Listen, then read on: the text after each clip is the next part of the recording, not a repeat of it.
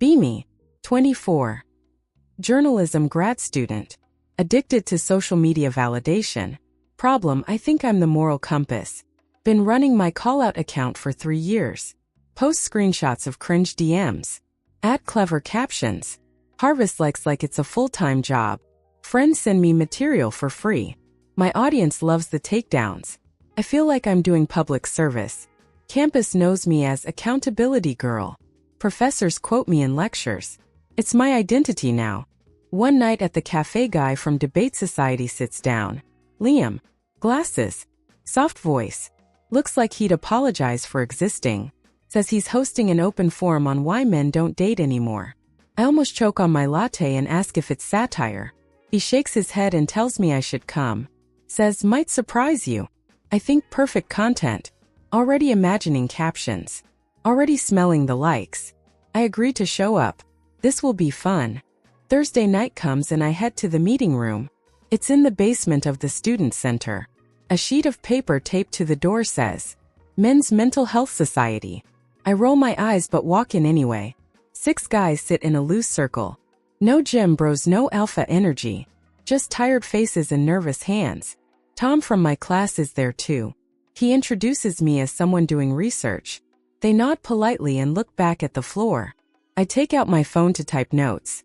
First guy talks about a breakup that still haunts him. Another says he hasn't been on a date in 3 years. Then one pulls up Tinder and passes it around. Profile looks normal. Good photos, decent bio. 300 swipes, 2 matches. Neither replied. One unmatched after a single message. He laughs but his hand is shaking. I feel a flicker of something I don't like. Because I thought men had it easy here. I thought attention was automatic for them. Another guy shows his Bumble profile.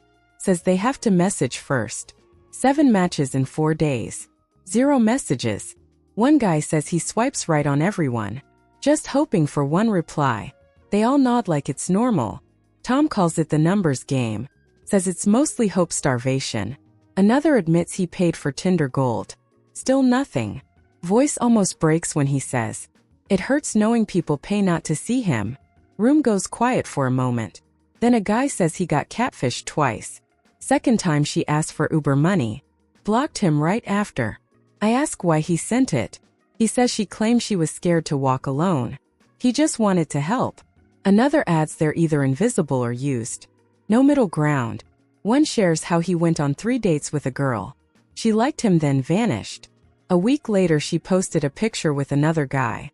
Caption said she finally felt safe. He didn't feel angry. Just empty. Another guy says girls tell men to be emotionally available. But when he shared he had a bad day, she unmatched him instantly. Someone else told a girl he was nervous before their date.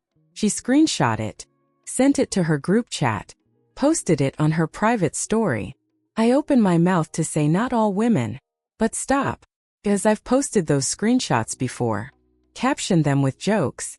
Thousands of likes. One says 3 different girls told him he's nice but boring.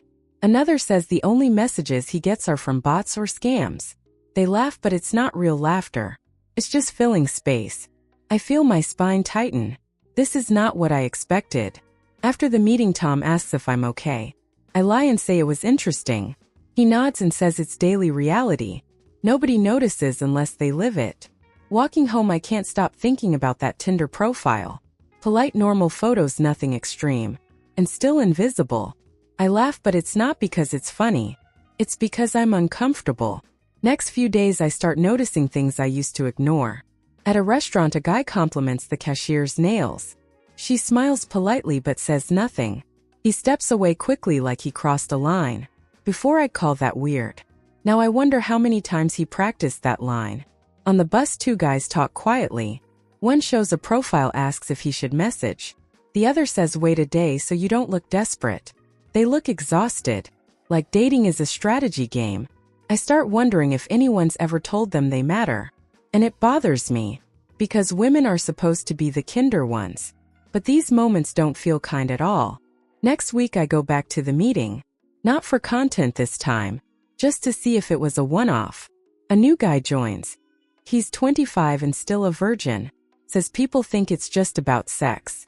But for him it's about never being chosen. He starts crying quietly. Another guy says he lost his at 27. It wasn't good. She made fun of how he kissed. He didn't try again for a year. Tom says most guys don't talk about this, because when they do it gets shared around. They all nod. One says he told a girl he was nervous about sex. She said he wasn't man enough, then told her friends. They laughed in a group chat. I feel my stomach drop, because I've called that girl bonding before.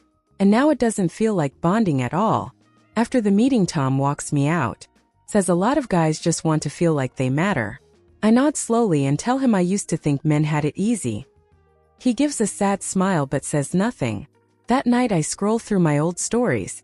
See myself saying things like, men can't handle being ignored.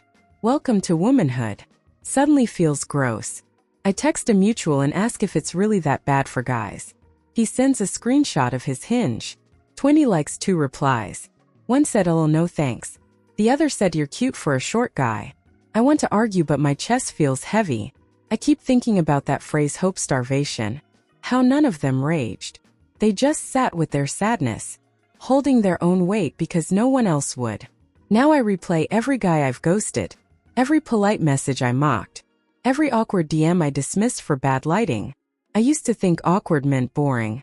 Now I wonder if it's just the language of someone who hasn't been chosen in years. Maybe cringe is just kindness without polish. I run into one of the meeting guys on campus. He's smiling at his phone. Says someone replied to him. His whole face lights up. Then he apologizes for sounding lame. I tell him it doesn't. But it does to the old me. That night I watch a guy ask a girl for the time. She says Google it and walks away. I can't stop thinking maybe he didn't have his phone. Maybe it wasn't about the time at all. This stays in my head for days. And now when I see quiet men, the ones who still try even when they know the odds, I don't see boring. I see power in the silence they carry. Not because they want to, but because no one listens when they speak.